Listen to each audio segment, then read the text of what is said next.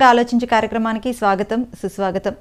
ఎప్పట్లానే అనంతమైన జ్ఞానాన్ని మనకు అందించడానికి మనతో పాటు ఉన్నారు ప్రకృతి ఉమా మహేష్ గారు. నమస్తే సార్. నమస్కారం అండి.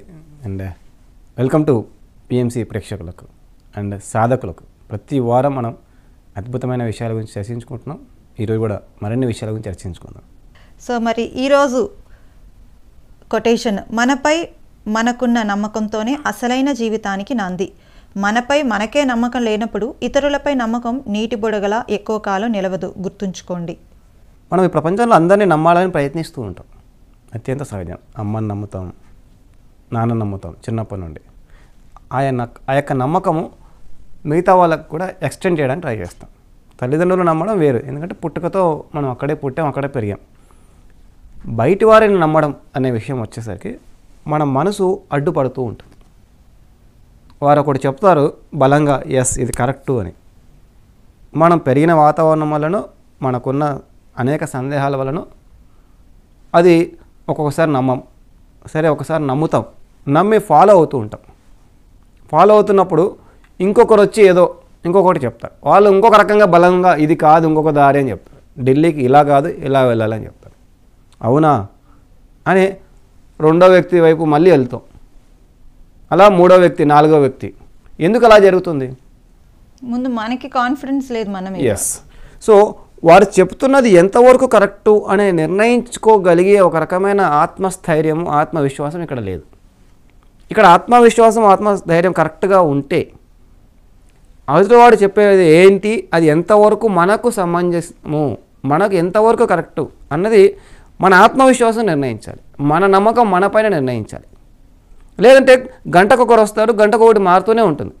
గంటకొకరు వచ్చి ప్రపంచంలో లాజికల్గా కరెక్ట్ అని నిరూపిస్తారు. లాజికల్గా కరెక్ట్ అని నిరూపించేవన్నీ కరెక్టే అని యొక్క మనసు ఒప్పుకుంటుంది.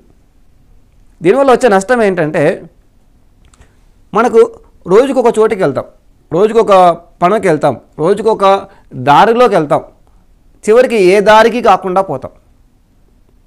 సో ఏదైనా సరే నిలబడాలి, ఒక వ్యక్తి పైన నమ్మకం నిలబడాలి, ఒక దారి పైన నిలబడాలి అంటే మొట్టమొదటిగా మన పైన మనం నమ్మకం పెంచుకోవాలి. మనము స్వతహాగా కొన్ని ఎక్స్పెరిమెంట్స్ చేయాలి. ఎప్పుడైతే స్వతహాగా కొన్ని ఎక్స్పెరిమెంట్స్ చేస్తామో అప్పుడు ఏమవుతుంది, ఆ లాజిక్ మనలో ఫీడ్ అవుతుంది. అంటే నిర్ణయం తీసుకోగలిగే ఒక లాజిక్, సెల్ఫ్ లాజిక్. ఇంకొకరి మీద కంప్లీట్గా ఆధారపడకుండా మన లాజిక్ పై మనం ఆధారపడి అవతలవాడు చెప్పే లాజిక్ అది ఎంతవరకు కరెక్టో అని ఒక నిర్ణయం తీసుకుంటే అప్పుడు ఎక్కువ కాలం మనం దానిపై నిలబడతాం. లేదంటే రోజుకొక రోజు చెప్పడం వల్ల ఇక్కడ నుండి అక్కడికి, అక్కడ నుండి ఇక్కడికి మనం జంప్ అవుతూనే ఉంటాం. అంటే అటు ఇటు తిరుగుతూ ఉంటాం. అటు ఇటు తిరుగుతూ ఉంటే దేనికి కాకుండా పోతాం. మన జీవితం అద్భుతంగా తయారు కావాలంటే ఒక చోట స్థిరమై ఉండాలి. 10 చోట్లకు 10 రకాలుగా 10 నిమిషాలకు ఒకసారి వెళ్ళకూడదు. అలా ఉండగలగాలి అంటే ముందు మొట్టమొదటిగా నమ్మకం ఇక్కడ ఉండాలి, ఇక్కడ ఆత్మవిశ్వాసం పెరగాలి, ఇక్కడ మనపైన మనకు నమ్మకం పెరగాలి. లేదంటే నీటి బుడగలానే ఉంటుంది, నిమిషానికి ఒకటి మారిపోతుంది. ఈ ప్రపంచంలో ఒకటి కరెక్ట్ అని చెప్తే ఇంకోటి వచ్చి ఇంకోటి కరెక్ట్ అని చెప్పగలిగే వాళ్ళు 100 మంది వస్తారు. వాళ్ళ దారే కరెక్ట్ అనేవాళ్ళు. మరి ఏ దారిలోకి వెళ్ళాలి, ఏ దారిలోకి వెళ్ళాలో అని మనం అర్థం చేసుకోగలగాలి అంటే ఇక్కడ నమ్మకం ఉండాలి. అంటే ఇప్పుడు మనకి ఒక కాన్ఫిడెన్స్ లెవెల్స్ అనేవి ఉంటే ఇంకొకరికి సజెషన్ అడగాల్సిన అవసరం ఉండదు. అడగకపోయినా సజెషన్స్ ఇస్తుంటారు. మన కాన్ఫిడెన్స్ లెవెల్ లేకపోతే, ఆ కాన్ఫిడెన్స్ లేకపోయినప్పుడు అడగకపోయినా ఇచ్చే సజెషన్స్ వల్ల అటు ఇటు వెళ్ళిపోతాం. కాన్ఫిడెన్స్ లెవెల్ ఉన్నప్పుడు కూడా మన అనుకున్న వాళ్ళు చాలామంది, మన అనుకున్న వాళ్ళు శ్రేయోభిలాషులు సజెషన్స్ ఇస్తారు. మనం ఎంత నమ్మకం ఉన్నా ఆ ధ్యానం చేస్తుంటాం, ఆ ధ్యానం అవసరమా, సన్యాసులు అయిపోతాం అనే తల్లిదండ్రులు చాలామంది ఉన్నారు. ఇప్పటికీ మా అమ్మ వాళ్ళు అంటుంటారు ధ్యానం మంచిదే, నేను వెళ్తున్నా, అయినా వచ్చి వాళ్ళు చెప్తుంటారు ఇప్పుడు కాదు, నువ్వు 70 ఏళ్ళ వయసులో చేయాలి, 60 ఏళ్ళ వయసులో చేయాలని. కానీ నాకు ధ్యానంపై నాకు వ్యక్తిగతంగా నమ్మకం ఉంది కాబట్టి వాళ్ళు ఏం చెప్పినా నేను 25 ఏళ్ళకి వినట్లే. నాకు తెలుసు, ఎస్ మా అమ్మ వాళ్ళే మంచి వాళ్ళే, వాళ్ళు కూడా పేరెంట్సే శ్రేయోభిలాషులే, అయినా వాళ్ళకున్నంత జ్ఞానం ఇక్కడ సరిపోతుంది, వాళ్ళ జ్ఞానం ఇక్కడ సరిపోదు. ధ్యానంలో, ఆధ్యాత్మికంలో వాళ్ళకి అద్భుతమైన జ్ఞానం లేదు, అద్భుతమైన అనుభవం లేదు వాళ్ళకి. కాబట్టి నాకున్న అనుభవం ప్రకారం నేను వెళ్తున్నా, శ్రేయోభిలాషులు అని చెప్పి మాట వినట్లేదు. సో మనకు నమ్మకం ఉంటే మన వాళ్ళు చెప్పేదైనా సరే, మన శ్రేయోభిలాషులు చెప్పేదైనా సరే ఎంతవరకు కరెక్ట్ అని మనం నిర్ణయం తీసుకోగలుగుతాం. లేదంటే అయిపోతుంది, అమ్మ చెప్పింది కదా, నాన్న చెప్పాడు కదా, ధ్యానం అవసరం లేదు, టైం వేస్ట్ ధ్యానం, అలా మానేసిన వాళ్ళు ఎంతోమంది ఉన్నారు. నిజంగా ధ్యానం వల్ల లాభం ఉంది, ఖచ్చితంగా ఉంది. మనం ఒక వారం రోజులు చేసి తెలుస్తుంది. చేయకుండా చెప్పేవాళ్ళు చాలామంది ఉన్నారు. చేయకుండా చాలామంది ధ్యానం గురించి వేస్ట్ అని చెప్పేవాళ్ళు చాలామంది ఉన్నారు ఈ ప్రపంచంలో. ఎందుకంటే వారు అనుభవం లేదు. అనుభవం లేనప్పుడు తప్పు అనుకుంటారు, వాళ్ళు వేస్ట్ అనుకుంటారు. మనం నమ్మిన సిద్ధాంతం మనకి ఎంత కరెక్ట్గా అనిపిస్తుందో, ధ్యానం చేయకుండా వాళ్ళు ఏ సిద్ధాంతం అయితే నమ్ముతున్నారో అది కూడా వాళ్ళకి అంత కరెక్ట్గా అనిపిస్తుంది. అది వాళ్ళు మనపైన రుద్దుతారు. అది వాళ్ళు ఊరికే ఉంటే పర్లేదు, మనపైన రుద్దడానికి ప్రయత్నిస్తారు శ్రేయభిలాషులుగా. మరి ఏ నిర్ణయం తీసుకోవాలి? ధ్యానం చేయాలా చేయకూడదా? చేయాలి. చేయాలని మనకు ఎప్పుడు అర్థమవుతుంది? మనం చేస్తే కొద్దిగా మనకు ఆత్మవిశ్వాసం ఉంటే ఎస్ నేను ఈ దారిలో వెళ్ళడం కరెక్టు. 25 ఏళ్ళ తర్వాత కూడా ఇప్పటికీ అప్పుడప్పుడు వచ్చి అలా మెల్లగా చెప్తుంటారు, మీరు చేయకండి, ఏం అవసరం ధ్యానం. వారు చేయరు, వారు టైంపాస్ చేస్తారు. వాళ్ళు చేసే టైంపాస్లన్నీ కరెక్టు, మనం చేసే మంచి పనే తప్పు అని నిరూపించడానికి ప్రయత్నించే మహానుభావులు ప్రపంచంలో చాలామంది ఉన్నారు. ఈ ధ్యానంలోకి వచ్చిన తర్వాత అంటే యథార్థవాది లోక విరోధి అన్న సామెత ఇక్కడ పర్ఫెక్ట్గా అప్లై అవుతుందేమో అని అనిపించింది నాకు చాలాసార్లు. ఈ శాకాహారం ధ్యానం ఏదైతే మార్గం మనం ఎన్నుకున్నామో ఇందులోకి వచ్చిన తర్వాత మీది సరైన మార్గం కాదు. జీవులు ఎందుకున్నాయి? మనం తినటానికే ఉన్నాయని వితండవాదం చేసిన వాళ్ళని చాలామందిని చూశాను నేను. స్టార్టింగ్లో ఆర్గ్యుమెంట్ చేసేదాన్ని, తర్వాత వద్దు మూర్ఖుడితో మనం ఆర్గ్యూ చేయడం అంత కరెక్ట్ కాదని చెప్పి నేను కామ్ అవుతున్నాను. చాలా సందర్భాల్లో నేను కామ్ అవటం కరెక్టా కాదా అనే ఆలోచనలు కూడా చాలాసార్లు అనిపించింది సార్ నాకు. దీనికి మీరేమంటారు? మనము సరైన దారిలో వెళ్తుంటే అవతల వాడికి నిరూపించే అవసరం లేదు, మనం వెళ్ళడం కరెక్ట్ అంతే. నిరూపించే అవసరం ఏముంది? ఇక్కడ మనం చెప్పేది మనం వెళ్ళే దారి సరైనదా కాదని నిర్ణయం తీసుకోవడం గురించి. అవతల వాడు ఈ దారిలోకి రావాలంటే వాడితో ఆర్గ్యూ చేయాలి, అవతల వాడితో మనకు సంబంధం లేదు. ముందు మనం వెళ్ళాలి, మనం వెళ్తూ ఉండాలి. మనం వెళ్తున్న సరైన దారిని కూడా మరల్చడానికి ప్రయత్నించే వాళ్ళు కొంతమంది ఉంటారు. అలా వెళ్ళకుండా ఉండడానికి మనపైన మనం నమ్మకం ఉండాలి. నాన్ వెజ్ తినకూడదు అని నిర్ణయం తీసుకున్నాం, తినాలి డాక్టర్లు చెప్పారు. డాక్టర్లు కూడా తింటారుగా. డాక్టర్లలో మరి డాక్టర్లు దేనికోసం చెప్తున్నారు? విటమిన్స్ కోసం చెప్తున్నారు. విటమిన్స్ శాకాహారంలో లేవా? ఉన్నాయి కదా. నేను ఓ డాక్టర్ దగ్గరికి వెళ్ళాను. ఒకసారి చిన్న యాక్సిడెంట్ అయింది. చిన్న యాక్సిడెంట్ అయితే బోన్ లైట్గా ఫ్రాక్చర్ అయింది. వెళ్తే ఆయన వెళ్తూనే ఎగ్గు తినాలి మీరు, కాల్షియం కావాలి అన్నారు. మంచిది సార్, నేను నాన్ వెజిటేరియన్ కాదు, వెజిటేరియన్, ప్యూర్ వెజిటేరియన్. అవునా, అయితే ఏదో ఆకుకూరలు చెప్పాడు. ఇమీడియట్గా ఇది తినండి అన్నారు. అంటే ఆప్షన్ ఉంది బట్ చెప్పరు. వెంటనే ఈజీగా కనపడేది అది కాబట్టి, వాళ్ళకి అలవాటు అయిపోయింది కాబట్టి, వాళ్ళు అలా ప్రోగ్రామ్ అయిపోయారు కాబట్టి ఈజీ కాబట్టి అది చెప్పేస్తున్నారు. మనము ముందు నిర్ణయించుకోవాలి కదా. ఎస్ నేను వెజిటేరియను, కాన్ఫిడెంట్గా చెప్పాను నేను వెజిటేరియన్ అంతే. అప్పుడు అవునా, అయితే అది కంపల్సరీ ఏం కాదు. End of the day calcium కావాలి, ఎగ్గు కాదు కావాల్సింది మనిషికి. అంటే ఎక్కువ శాతం ఎక్కువ తినేవాళ్ళు అదే కాబట్టి ఆబ్వియస్గా ఆటోమేటిక్గా అది చెప్తారు. వాళ్ళు అలా ప్రోగ్రామ్ అయిపోయి అలా చెప్పడం అలవాటు చేసుకున్నారు. మరి మన సొంత కాన్ఫిడెన్స్ ఉండాలి. నాకు కాన్ఫిడెన్స్ ఉంది, ఎస్ వెజిటేరియన్గా నేను బతకగలుగుతాను అని కాన్ఫిడెన్స్తో చెప్తా. Yes no problem. డాక్టర్ ఏమైనా బలవంతంగా తినాలని చెప్తాడా?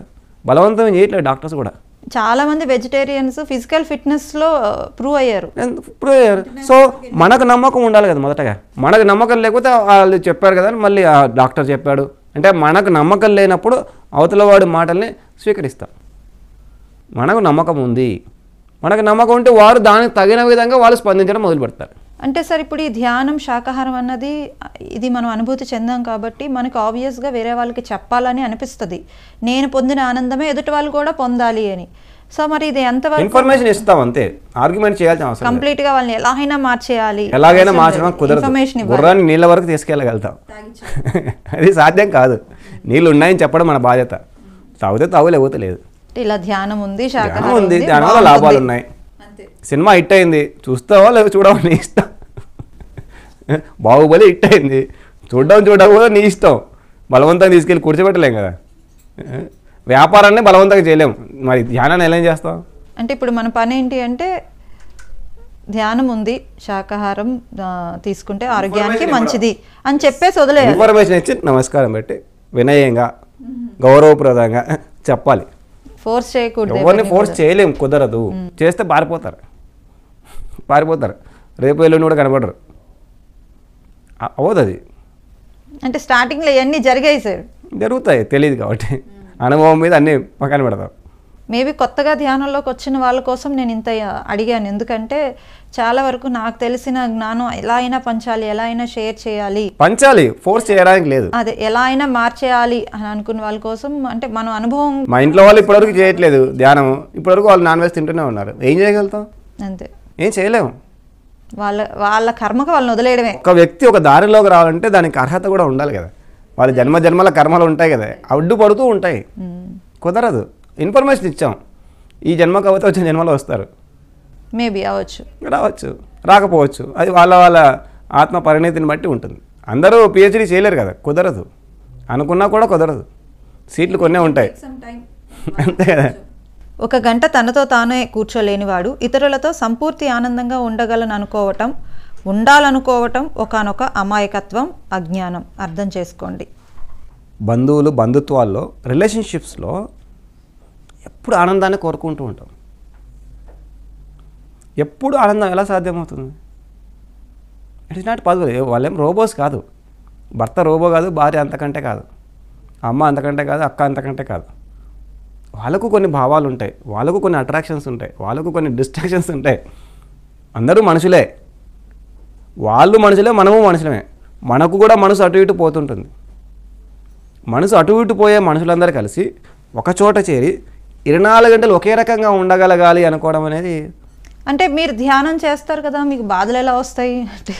క్వశ్చన్స్ ఫేస్ చేసినవి చెప్తున్నాను సార్. ధ్యానం చేసేవాడు శక్తివంతంగా ఉంటాడు, రోజు చేసేవాడు, రోజు కష్టాలు ఉండొచ్చు. ధ్యానం చేసేవాడు కూడా, రాముడికి కష్టాలు లేవా? ఉన్నాయి, కానీ బాధగా లేడు రాముడు. కష్టాలు ఉండవచ్చు కాక, కానీ ధ్యానం చేయడం వల్ల వచ్చేది ఏంటంటే ఆనందంగా ఉండగలుగుతాం. ఎలాంటి పరిస్థితులైనా శక్తివంతంగా ఉండగలుగుతాం. సీతకు కష్టాలు రాలేదా? రాముడికి కష్టాలు రాలేదా? భరతుడికి కష్టాలు రాలేదా? లక్ష్మణుడికి కష్టాలు రాలేదా? కష్టాలు అందరికీ ఉండవచ్చు కాక, కానీ అది కష్టంగా కాకుండా ఇష్టంగా తీసుకోగలిగే ఒక మానసిక స్థితి ధ్యానం వల్ల వస్తుంది. అందుకే రోజు కనీసం 1 గంట మన కోసం మనం కేటాయించాలి. భోజనానికి కేటాయిస్తున్నాం, లేకపోతే శక్తి విహీనంగా అవుతాం. స్నానానికి కేటాయిస్తున్నాం, ఎందుకంటే మనం ఆరోగ్యం దెబ్బతింటుంది అని, స్కిన్ ప్రాబ్లం వచ్చేస్తాయని చెప్పేసి అవన్నీ మనకు అర్థమైపోయినాయి. కానీ ధ్యానం గురించి కూడా అర్థమైతే అప్పుడు రోజుకు 1 గంట మనం ధ్యానం చేయగలిగితే, 1 గంట సేపు మనతో మనం ఉండగలిగితే, ఇంకొకరి దగ్గరికి వెళ్ళినప్పుడు, భర్త దగ్గరికి వెళ్ళినప్పుడు, భార్య దగ్గరికి వెళ్ళినప్పుడు మన మనసు అక్కడే ఉంటుంది, ఇంకొక చోటకి వెళ్ళకుండా. స్టూడెంట్స్ స్కూల్కి వెళ్తే అక్కడే ఉంటుంది. తనతో తానే సంపూర్తిగా ఉండలేనివాడు ఇంకొకరితో ఎలా ఉండగలుగుతాడు? తనతో తాను ఆనందంగా ఉండలేనివాడు, తనతో తాను గడపలేనివాడు ఇంకొకరితో ఆనందంగా ఎలా గడుపుతాడు? ఇంకొకరి దగ్గరికి వెళ్ళి ఏం చేస్తాడంటే అక్కడ మళ్ళీ ఎక్స్పెక్టేషన్స్ చేస్తాడు. వాడు హీరోలాగా ఉండాలి, వాడు మహేష్ బాబులాగా ఉండాలి, దేవతలా ఉండాలి, భార్య అయితే దేవతలా ఉండాలి, పైన దిగుబడాలి. ఈయన మాత్రం బాగున్నాడు, భార్య మాత్రం సినిమాలలో చూపిస్తారు కదా ఆడదే అని చెప్పేసి, అంతంగా దేవతలా ఉండాలి భార్య, భర్త హీరోలా ఉండాలి, నాన్న దశరథుడిలా ఉండాలి, అన్న అయితే రాముడిలా ఉండాలి. How is it possible? ముందు మనం ఉండాలి. ముందు 1 గంట సేపు మనం ఉంటే అవతల వాడిని అర్థం చేసుకోగలుగుతాం. రాముడు అలా ఉన్నాడు కాబట్టి భరతుడు లక్ష్మణుడు అలాగా ఉన్నారు. ధర్మరాజు అద్భుతమైన ధర్మవంతుడు కాబట్టి వాళ్ళ తమ్ముళ్ళు అలా ఆయన గౌరవించారు. ధర్మరాజు దుర్యోధను లాగా ఉంటే వాళ్ళ పాండవులు ఆయనను ఎలా గౌరవిస్తారు? సో ధర్మరాజు యొక్క గొప్పతనం అది. పాండవులు ధర్మరాజుని ఫాలో కావడం అంటే మిగిలిన 4 సోదరులు ధర్మరాజుని ఎలా ఫాలో అయ్యారు? ఎందుకు ఫాలో అయ్యారంటే ఆయన యొక్క ధర్మతత్వం, ధర్మంలో ఆయన నిక్కచ్చిగా ఉండేవాడు. సో ముందు మనము 1 గంట సేపు బాగుండాలి. ముందు 1 గంట సేపు మనతో మనం అద్భుతంగా ఉండాలి, చక్కగా ఉండాలి, ధ్యానం చేయాలి. అలా చేయలేని వాడు మిగతా వారందరితో అద్భుతంగా ఉండగలుగుతాం అనుకోవడం అనేది రాంగ్ కాన్సెప్ట్. కుదరదు అది. ఎదుటివాడితో మన సంబంధ బాంధవ్యాలు బాగుండాలంటే ముందు మనతో మనకు సంబంధ బాంధవ్యాలు బాగుండాలి. మనతో మనమే బాగలేనప్పుడు ఇంకొకరితో ఎలా బాగుంటాం? It is not possible. మన రోబోస్ కాదు కదా, మెషిన్స్ కాదు. మెషిన్సే ఉండవు, ఒక్కొక్కసారి చెడిపోతుంటాయి. మన చుట్టూ ఉన్న ప్రదేశం చాలా బాగుండాలి, మన చుట్టూ ఉన్న ఫ్రెండ్స్ కానీ ఫ్యామిలీ మెంబర్స్ కానీ నాకు చాలా కంఫర్ట్గా ఉండాలి అంటే ముందు మీరుతో కంఫర్ట్గా ఉండగలగాలి. తనతో తాను ఉండలేని వాడు బయట వాళ్ళతో ఎలా ఉంటుంది అంటే ఆబ్వియస్గా ఎవరికాళ్ళు నచ్చుతాం కదా సార్. నార్మల్గా నేను పర్ఫెక్ట్, నేను కరెక్ట్ అని అనుకుంటా. నచ్చడం వేరు, అది అహము. అంటే తప్పు ఒప్పులు ఉన్నా కూడా నేను కరెక్ట్ అని కూడా అహము, అది వేరే.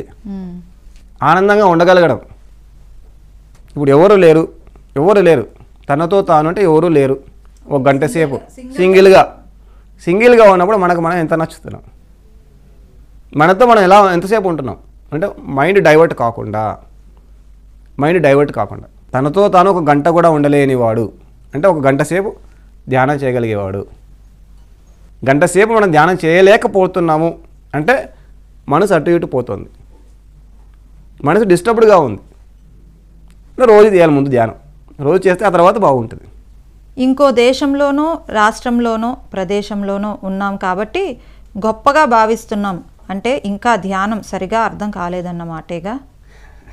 ప్రతి దానికి తెలియకుండానే గొప్ప అనే వర్డ్లు మనం తెచ్చేసుకుంటూ ఉంటాం కదా. నేను అందంగా ఉన్నాను కాబట్టి గొప్ప, నేను హైదరాబాద్లో ఉన్నాను కాబట్టి గొప్ప, కర్నూలులో ఉంటే తక్కువ. చిన్నప్పుడు అక్కడ కర్నూలులో పుల్లారెడ్డి కాలేజీలో సీట్ వస్తే బాధపడ్డా మొదట. హైదరాబాదులో పెద్ద కాలేజీలో చదువుదాం అనుకున్నా, అది గొప్ప అనుకున్నా. కానీ పుల్లారెడ్డి కాలేజీలో కర్నూలులో రావడం వల్ల ఆ తర్వాత కొద్ది రోజులకు పత్రికారు పరిచయం అయ్యారు. లేకపోతే పత్రికారు పరిచయం అయ్యాక నాకు ఇంకో 10 ఏళ్ళు ఎక్స్ట్రా పట్టేదేమో. ఈ గొప్పలు అనే కాన్సెప్ట్ తీసేయాలి.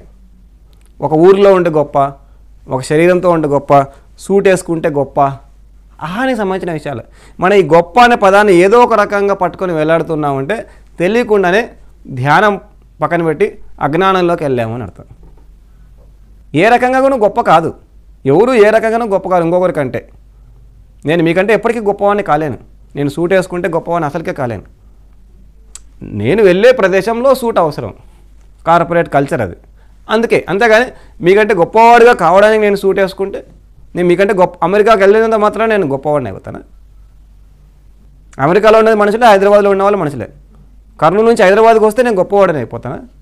హైదరాబాద్ నుంచి అమెరికా నుంచి లండన్, అలా ప్రదేశాల వల్ల గొప్పతనం వచ్చేస్తుందా?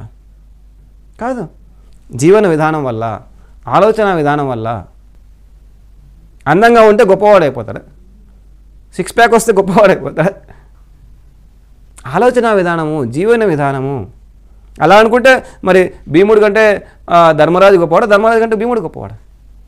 భీముడు చాలా బలవంతుడు, గొప్పవాడు, ధర్మరాజు కంటే గొప్పవాడు అయిపోతాడు. కాదు, ఆయన ఫీల్డ్లో ఆ గద అనే దాంట్లో గొప్పవాడు. అర్జునుడు భీముడి కంటే గొప్పవాడు అవుతాడా? కాదే. ఎవరు గొప్పవాళ్ళు కాదు.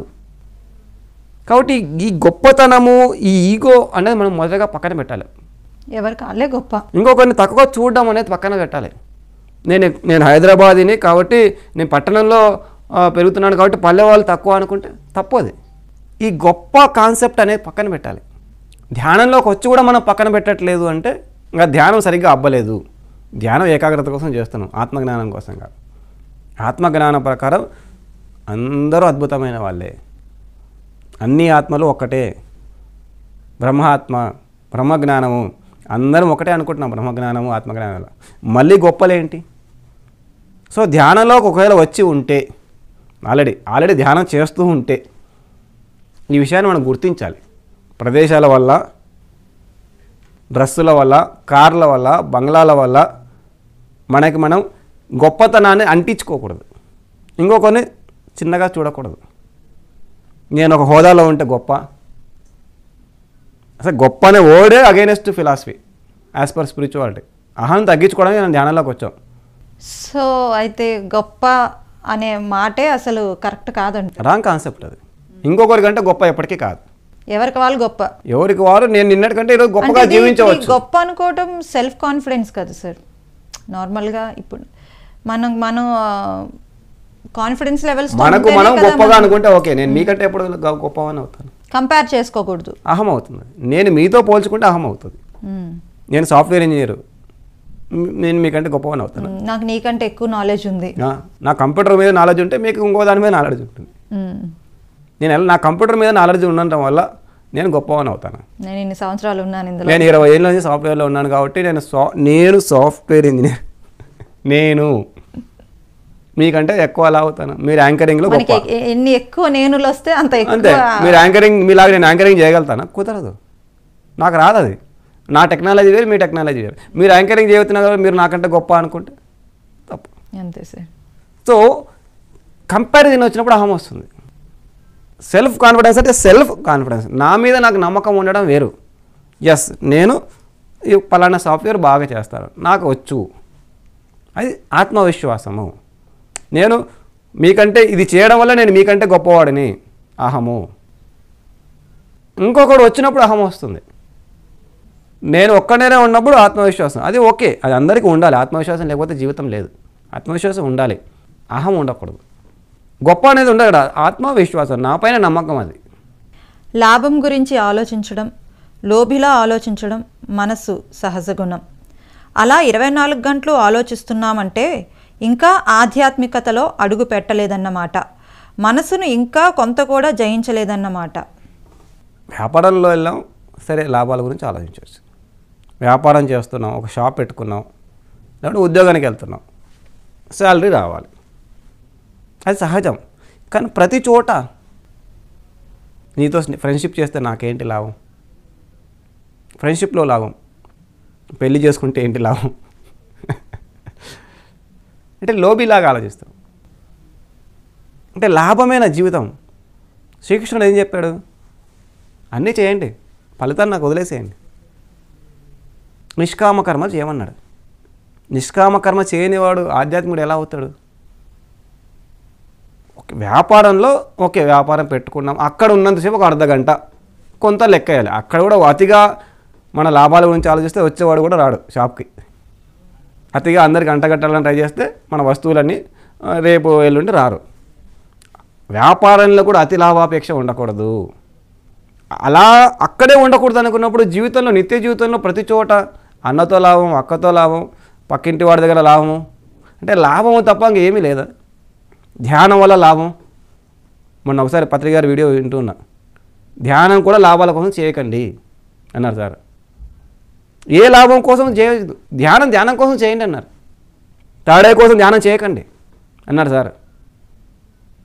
ధ్యానం కోసం చేద్దాం, ధ్యానం వల్ల ధ్యానం లోతు తెలుసుకోవడం కోసం ధ్యానం చేద్దాం అన్నారు. ధ్యానం వల్ల ఇన్ని లాభాలు ఉన్నాయి కాబట్టి ఆ లాభం నాకు రాలేదని వచ్చి అడుగుతారు. వచ్చి ఎంత డెప్త్గా చెప్పారు సార్. చాలామంది వచ్చి, సార్ నేను 3 నెలల నుంచి ధ్యానం చేస్తున్నా, నాకు ఈ లాభం రాలేదండి, నాకు ఇంకా తాడే ఓపెన్ కాలేదండి. తాడే 25 ఏళ్ళ నాకే ఓపెన్ కాలేదు నేను నీకేం చెప్పాలి? అంటే ఓపెన్ అయింది, ఓపెన్ అవ్వలేదని ఎలా మనం డిసైడ్? అంటే వాళ్ళకి ఎవరికో ఏవో కనపడ్డాయి, మనకు కనపడలేదు. అది వాళ్ళ అనుభవం. ఎంతసేపు చేస్తున్నాను అడుగుతాం. ఒక 15 నిమిషాలు చేస్తుంటాను సార్. చాలా ఎక్కువ. రోజు 10 గంటలు చేయి, ఎలా రాదో చూద్దాం. అలా 10 గంటలు చేసిన వాడు అడగట్లేదు. హిమాలయాల్లో ముక్కు మూసుకొని తపస్సు చేసేవాళ్ళు అడగట్లేదు. కానీ ధ్యానం వల్ల ఇన్ని లాభాలు ఉన్నాయంట, నేను 3 నెలల నుంచి చేస్తున్నా, నాకు ఇంకా లాభాలు రావట్లేదు.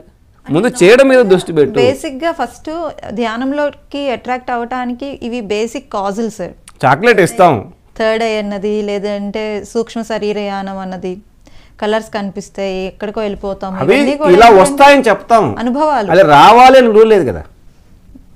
ఇలా రావచ్చు, మీకు వచ్చింది నాకు రావాలని రూల్ లేదు. మేబీ వాళ్ళకి గత జన్మలో అయిపోయి ఉండొచ్చు కూడా, ఏమో ఎవరికి తెలుసు. చెప్పలేము. ధ్యానం కోసమే చేయాలి. నిష్కామ కర్మ ఫండమెంటల్ ప్రిన్సిపల్ భగవద్గీతలో. మనం ఏది చేసినా నిష్కామంగా చేయగలిగితే ఆత్మస్థితిలో ఉండగలుగుతాం, ఆనందంగా ఉండగలుగుతాం. లేకపోతే ఆ ఉన్న ఆనందం కూడా పోతుంది. ధ్యానం చేస్తున్నాం, మంచిగా ప్రశాంతత వస్తుంది, చాలు కదా. ఆటోమేటిక్గా ప్రశాంతత వస్తుంది ఖచ్చితంగా. అంటే ఇక్కడ ప్రశాంతత కావాలనుకోవడం కూడా ఒక ఎక్స్పెక్టేషనే కదా. అది ఓవర్ ఎక్స్పెక్టేషన్స్ ఏముండవు, ముందు చేయాలి. అందుకే సమయమే సాధన అన్నారు పత్ర సార్. సమయం ఇవ్వు, మొదట సమయం ఇవ్వు. చాలామంది వస్తారు, సార్ నేను చాలా డిప్రెషన్లో ఉన్నాను సార్, బాధల్లో ఉన్నాను సార్ అంటే రోజుకు 2 గంటలు ధ్యానం చేయమని చెప్తాను. మెడిసిన్ 2 గంటలు ధ్యానం చేయండి, ఓకే. ఒక రోజు వెళ్ళి చేసేసి వెంటనే వచ్చేస్తాను మళ్ళీ మరుసటి రోజు, నాకు ఇంకా నా బాధలు పోవట్లేదు. ఒక 3 నెలలు 6 నెలలు చేయను ఆయన, అన్నీ మర్చిపో, ముందు చేయడం మీద దృష్టి పెట్టు. అందుకే పదసారి సమయమే సాధన. అవసరానికి మించి లాభాల గురించి ఆలోచించడం వల్ల కూడా ధ్యానం కుదరట్లేదు అవసరానికి మించి ఆలోచన ఉన్నది కూడా కుదరకుండా పోతుంది. ముందు చేయాలి. అన్ని చోట్ల లాభాపేక్ష గురించి ఆలోచించకూడదు. వ్యాపారంలోనే అవసరానికి తగినంతగానే లాభాల గురించి ఆలోచించమన్నాడు గాంధీ మహాత్ముడు. Customer is God. వాడికి సర్వ్ చేస్తుంటే ఆటోమేటిక్గా కస్టమర్స్ మన దగ్గరకు వస్తాడు అని మహాత్మా గాంధీ గారు చెప్పారు కదా, కస్టమర్ ఈజ్ గాడ్ అన్నారు. మన లాభాపేక్ష గురించి ఆడకుండా కస్టమర్కి మనం ఎలా ఉపయోగపడతాము అది ఆలోచించి వ్యాపారం చేయమన్నారు, మన లాభాపేక్ష గురించి కాదు. అలా చేస్తుంటే ఆటోమేటిక్గా కస్టమర్స్ మన దగ్గరికి వస్తారు. వ్యాపారంలోనే నిష్కామ కర్మ అన్నారు, ఇంక నిత్య జీవితంలో నిష్కామ కర్మ లేకపోతే ఎట్లా? సో అలా చేయకుండా ఉంటే మనం ఇంకా ఆత్మజ్ఞానంలోకి అడుగు పెట్టినట్టు కాదు. ధ్యానం చేస్తున్నాం ఏకాగ్రత కోసం, ఏదో ఆరోగ్యం కోసం. ఆత్మజ్ఞానము, ఆత్మవిద్య, ఆధ్యాత్మికం అని ఒకటి ఉంది. ఆధ్యాత్మికంలో ఫస్ట్ ప్రిన్సిపల్ నిష్కామ కర్మ అది నాకు అర్థమైనంత వరకు. అంటే ఇది ధ్యానంలోనే కాదు సార్, ప్రతి దాంట్లో కూడా మనం అవలంబించుకోవాలి నిష్కామ ఎక్కడైనా కర్మ సరే అనేది. నిష్కామ కర్మ అనేది నిత్య జీవితానికి సంబంధించింది. ధ్యానం గురించి చెప్పలేదు ఆయన, శ్రీకృష్ణుడు నిత్య జీవితం గురించి చెప్పలేదు. ఏ కర్మ చేసినా చేసేదంతా చేయండి, మిగతాది నాకు వదిలేయండి, దేవుడికి వదిలేయండి, ప్రకృతికి వదిలేయండి, అప్పుడు హాయిగా ఉంటాం. ఒక బిజినెస్ స్టార్ట్ చేస్తే డెఫినెట్గా అది 1 monthలో మనం పెట్టిన అమౌంట్ అంతా వచ్చేసిందా లేదా, అప్పటి నుంచే సరే స్టార్ట్. వ్యాపారంలో అది మనిషి అన్ని చోట్లనా, అన్ని చోట్ల ఇక్కడ నేను వాళ్ళకి ప్రేమ ఇస్తున్నాను, మళ్ళీ నాకు తిరిగి వస్తుందా లేదా, ప్రేమ లాభం, ప్రేమ వ్యాపారం, అమ్మతో వ్యాపారం, నాన్నతో వ్యాపారం, తమ్ముడితో వ్యాపారం, పిల్లల్ని పెంచాము, ఆ తర్వాత మమ్మల్ని చూసుకోవాలి. రైట్ సార్, చాలా చక్కగా చెప్పారు. సో మరి చూసారు కదా ఈరోజు ఎంత చక్కగా ఒక నాలెడ్జ్ షేరింగ్ జరిగిందో. సో మరి ప్రతి ఒక్కరికి ఈ పాయింట్స్ అన్నీ చాలా బాగా ఉపయోగపడతాయని అనుకుంటున్నాను.